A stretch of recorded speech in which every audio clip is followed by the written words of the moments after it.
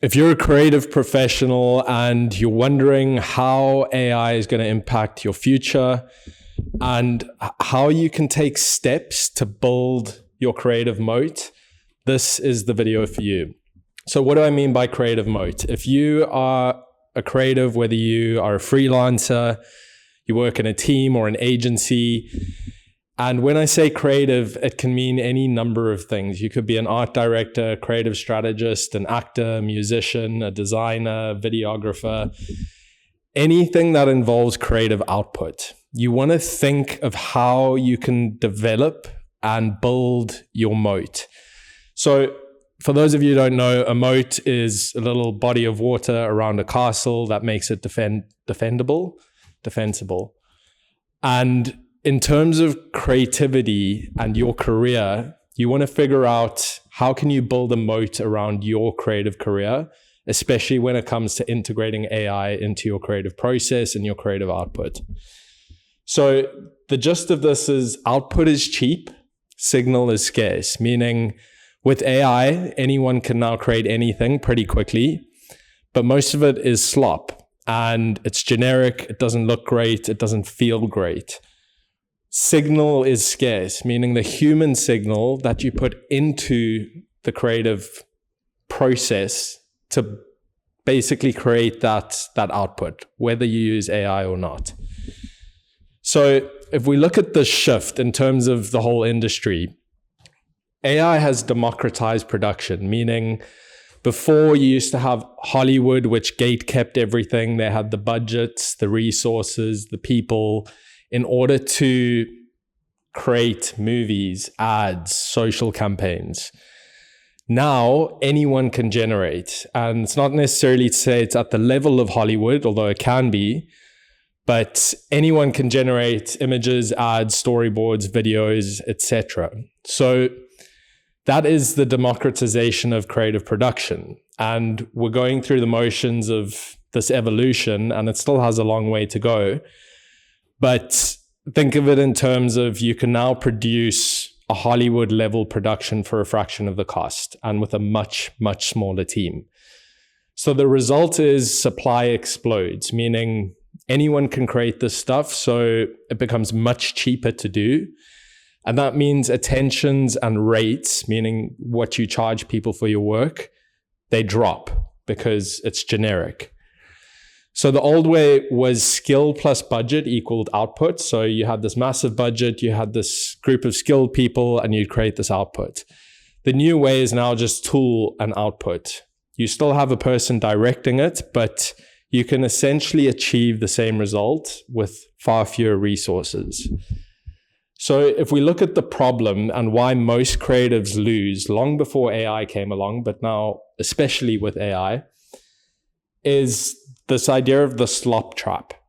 And I've fallen into this where I use AI and I generate slop. And I've done this numerous times over the last year in building out my own one-person studio.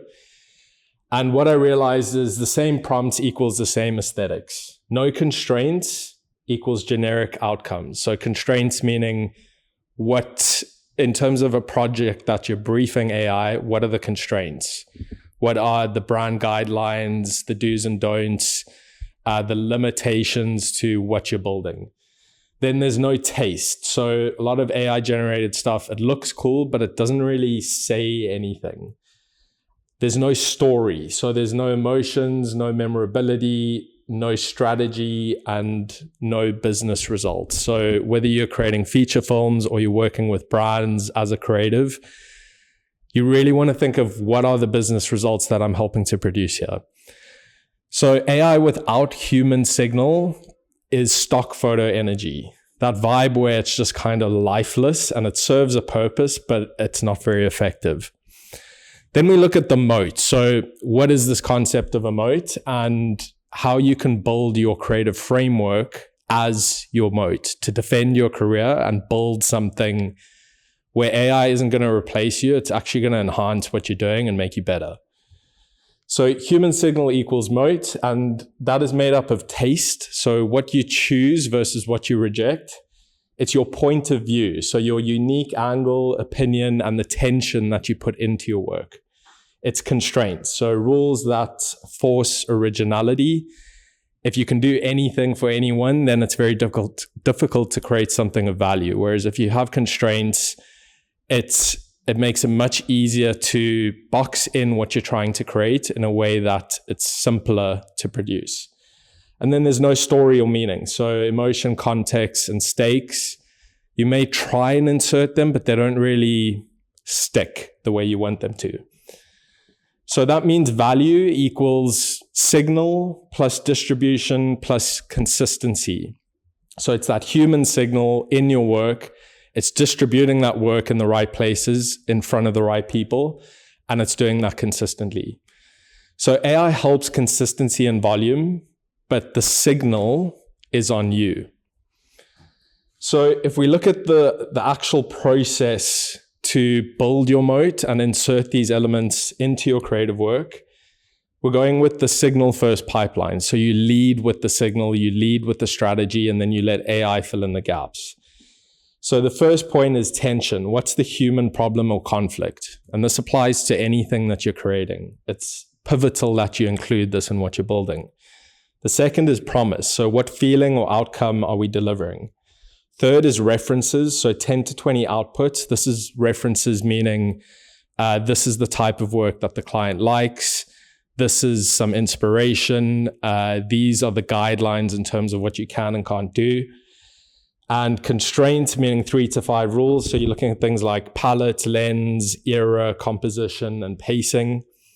And then the iteration loop. So you generate using AI, you select the best ones, you refine those, and then you tighten the constraints to match the project brief. And then the human finish, which is probably the most important element, is edit, pacing, typography, sound, and copy. This is what ties everything together, where you can produce work with AI, but still let it tie in a way where it's high quality and it connects with humans on that level. So the creative experience advantage, and this is where I think a lot of creatives who have at least 5 years of experience are at a massive advantage, and they don't even realize it. I didn't realize it for a long time. When I was producing work for my own creative studio using AI, I kind of forgot about my creative experience. But if you have this, you already have pattern recognition, you have taste, you have client empathy, and you have creative instincts. Those are still vital, regardless of how much you use AI. You need those things in order to direct the AI in a way that's effective. Then inexperienced or tool-only creators. So you think of younger people who don't have creative experience and are really just focusing on the tools, is that they have lots of output, but there's low meaning or signal. And then your job is to convert your experience into constraints and directions, which means you build your own offer. This more applies to individuals or solo creatives, but it also applies to teams, where you take your experience and you build an offer from that. So experiences and time served, it's taste earned, and your job is to package your experience as your unique advantage, which becomes your offer. So what does that look like in terms of examples if we're using AI to develop this type of work? So first example is hybrid filmmaking. So that's a combination of live action plus AI. If you've seen any AI generated films or short stories, some of them are good and visually they're interesting, but a lot of them lack that human signal. So if we combine live action plus AI, when it comes to filmmaking, you can have a real performance plus AI world. So you lead with the humanity of the performance, but then AI fills in the gaps and builds the environments. So you have real actors with emotion, realism, and expression. That's your human signal. And AI equals environments, extensions, concepting, and transitions, which allows you to scale. You don't need locations. You don't need a massive crew. AI can do that for you. So the winner combo is having a human face or human stakes in what you're building, plus AI production leverage.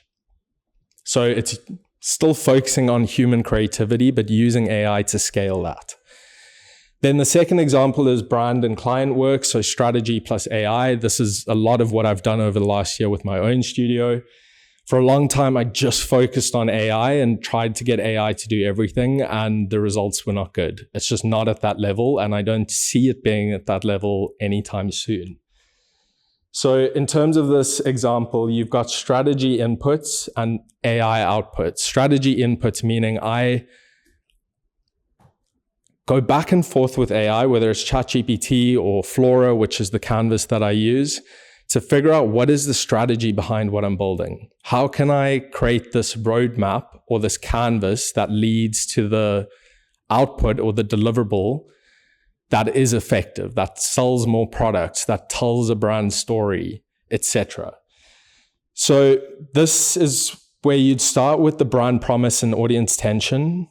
You would load references, paces, and rules in terms of what you can and can't do. And then you show iterations and the selection logic, i.e. the taste.